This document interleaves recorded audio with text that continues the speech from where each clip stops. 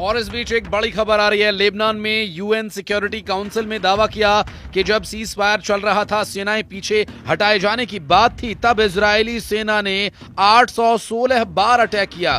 दरअसल इजराइल अपने दुश्मनों को कभी नहीं भूलता। गाजा से लेकर सीरिया तक मौका मिलते ही उसने अपने दुश्मनों को तबाह कर दिया। 2300 किलोमीटर दूर ईरान पर भी हमला किया, लेकिन लेबनान ने यूएन सिक्योरिटी काउंसिल में जो दावा किया उससे इजराइल के शातिरपने का सबूत मिलता है। लेबनान ने दावा किया कि जिस वक्त हिजबुल्लाह के साथ सीजफायर चल रहा था, उस वक्त भी इजरायली सेना ने हमले किए।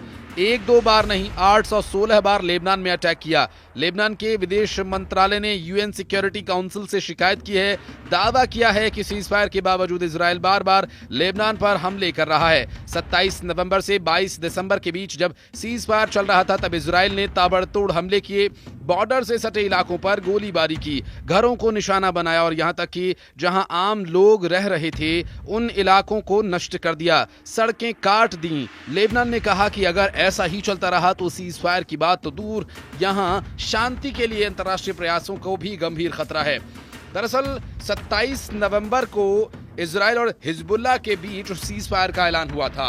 इजराइल के दोस्त अमेरिका ने फ्रांस से तब कहा था कि अब लेबनान में लड़ाई पूरी तरह से बंद हो जाएगी, बदले में इजराइल आतंकी हमलों से सुरक्षित हो जाएगा। हिजबुल्लाह ने ऐलान किया था कि अगले 60 दिन में साउथ लेबनान से अपने लड़ाके हटा लेगा, तब तक इजराइल भी इस क्षेत्र से अपनी सेना निकाल लेगा। लेकिन यह समझौता लागू होते ही इजराइल ने हमले शुरू कर दिए। दरअसल इससे एक दिन और जो हमें नहीं भूलना चाहिए वो है 11 दिसंबर, जब इजराइल ने लेबनान पर सबसे बड़ी एयर स्ट्राइक की थी और इस स्ट्राइक में दक्षिणी लेबनान के कई शहरों पर ताबड़तोड़ हमले किए गए, जिसमें कम से कम 5 लोगों के मारे जाने की जानकारी भी मिली। लेबनान के स्वास्थ्य मंत्रालय ने कहा कि एनाटा शहर पर इजरायली दुश्मन के ड्रोन हमले में एक व्यक्ति की मौत हो गई और एक अन्य घायल हो गया। दरअसल बिंट जेबिल शहर पर इजरायली हमले में 3 लोग मारे गए, जबकि बेत लिफ पर तीसरे हमले में एक व्यक्ति की मौत हो गई। हालांकि इजरायली सेना ने इस पर कोई जवाब नहीं दिया। हालांकि जवाब इजरायली सेना अक्सर अपने हमलों से देती है। इससे पहले इजराइल ने ईरान की राजधानी तेहरान में घुसकर पूर्व हमास चीफ इस्माइल हानिया की हत्या की थी। तब दुनिया भर पर युद्ध का संकट मंडराने लगा था, और ऐसा इसलिए क्योंकि ईरान मिडिल ईस्ट का एक बड़ा देश है। वहीं दूसरी ओर इजराइल भी कथित तौर पर परमाणु संपन्न देश है।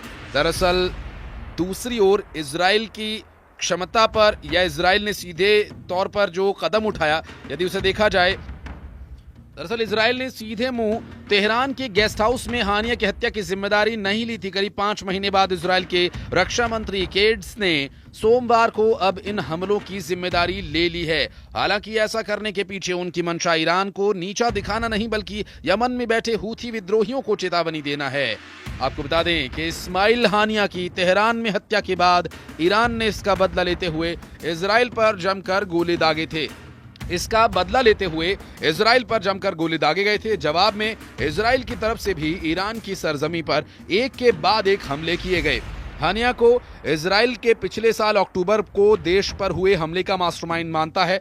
बाद में हमास और इजराइल के बीच मध्यस्थता के दौरान भी हानिया ने अहम भूमिका निभाई थी। हानिया ईरानी राष्ट्रपति मसूद पेजेश्कियां के बुलावे के बाद तेहरान पहुंचा था। तभी 31 जुलाई को तेहरान के एक गेस्ट हाउस में उन्हें बम धमाके में मौत के घाट उतार दिया गया। दरअसल अब बड़ा सवाल ये उठता है कि इजराइल जब अब तक चुप रहा, तो फिर अचानक इस्माइल हानिया की हत्या के 5 महीने बाद इसे कबूलने की उन्हें क्या जरूरत पड़ गई? इसकी मुख्य वजह है हूथी विद्रोहियों का आक्रामक व्यवहार। इजराइल ने जब से गाजा में अपनी सेना भेजी है, तभी से यमन के हूथी भी बेंजामिन नेतन्याहू की सेना के खिलाफ मोर्चा खोले हुए बैठे हैं। इसी महीने में हूथियों ने इजराइल पर एक हाइपरसोनिक मिसाइल से हमला भी किया और लेबनान में हिजबुल्लाह और गाजा में हमास को ठिकाने लगाने के बाद इजराइल के सामने सबसे बड़ी चुनौती अब हूथी विद्रोही बने हुए हैं। जबकि इजराइल के डिफेंस मिनिस्टर कैट्स ने सोमवार को रक्षा मंत्रालय में एक कार्यक्रम में कहा, हम हूतियों पर कड़ा प्रहार करेंगे, उनके नेतृत्व का सिर काट देंगे, जैसा कि हमने तेहरान, गाजा और लेबनान में इस्माइल हानिया, याह्या सिनवार और हसन नसरल्लाह के साथ किया था। उन्होंने कहा कि हम यमन के 2 बड़े शहर होदिदा और सना में भी ऐसा ही करेंगे। जो भी इजराइल के खिलाफ हाथ उठाएगा उसका हाथ काट दिया जाएगा। आईडीएफ उन्हें जवाबदेह ठहराएगी। दरअसल इस पूरी जवाबदेही की जिम्मेदारी किसकी है, अभी ये भी एक अहम सवाल बना हुआ है और इस सवाल का जवाब तलाशना भी बेहद जरूरी है। इजराइल के प्रधानमंत्री बेंजामिन नेतन्याहू के कार्यालय ने युद्ध विराम वार्ता के लिए कतर गई विशेषज्ञों की टीम के बारे में जानकारी देते हुए बताया कि गजा संघर्ष विराम वार्ता में शामिल इजराइल की वार्ता टीम सार्थक वार्ता के बाद आंतरिक परामर्श के लिए कतर से वापस इजराइल लौटने वाली है। दरअसल पीएम कार्यालय ने कहा कि टीम में मोसाद, शिन बेट सुरक्षा एजेंसी और डिफेंस इजराइल फोर्स के वरिष्ठ अधिकारी शामिल हैं और इसमें कहा गया कि ये टीम हमारे बंधकों की वापसी के लिए वार्ता जारी रखने के संबंध में इजराइल में आंतरिक परामर्श कर लौट रही है। मिली जानकारी के अनुसार इजराइल और फिलिस्तीन मीडिया ने बताया कि कतर, मिस्र और अमेरिकी मध्यस्थों के प्रयास में प्रगति हुई। हालांकि इस मामले में अभी तक कोई सफलता नहीं मिली और युद्ध विराम की अवधि दोनों पक्षों के पिछली असफल वार्ता के प्रयासों में एक महत्वपूर्ण मुद्दा भी रही है। जबकि इजराइल किसी भी समाधान से पहले गजा पर हमास के नियंत्रण को हटाने और युद्ध विराम के बाद भी फिलिस्तीनी क्षेत्र में सैन्य उपस्थिति बनाए रखने पर जोर देता रहा है। जानकारी दें कि 7 अक्टूबर 2023 को दक्षिणी इजराइल पर हमला किया गया था और इस हमले में 1200 लोग मारे गए थे और लगभग 250 अन्य लोगों का अपहरण किए जाने की भी बात सामने आई थी। इजराइल के अनुमान के अनुसार लगभग 100 इजरायली और विदेशी बंधक आज भी गाजा में हमास के कब्जे में हैं और उनमें से बहुत से लोगों के मारे जाने की भी आशंका है। दरअसल इजराइल ने व्यापक सैन्य अभियान चलाकर हमास को जवाब दिया, जिससे गाजा पट्टी का अधिकांश हिस्सा मलबे में तब्दील हो गया। गाजा स्थित अधिकारियों के अनुसार गाजा में इजरायली हमलों में 45,300 से अधिक लोग मारे जा चुके हैं।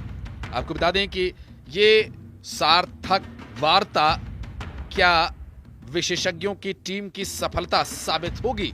हालांकि इस वक्त जो परिस्थितियां यहां बन रही हैं उससे अमेरिका की भूमिका भी इसमें अहम हो जाती है और अमेरिका की भूमिका क्या युद्ध विराम के लिए यहां सार्थक रहेगी या वार्ता के दौरान क्या अमेरिका की वही भूमिका रहेगी जो अब तक रही है या इसमें कुछ बदलाव देखने को मिलेगा, ये भी एक अहम सवाल है।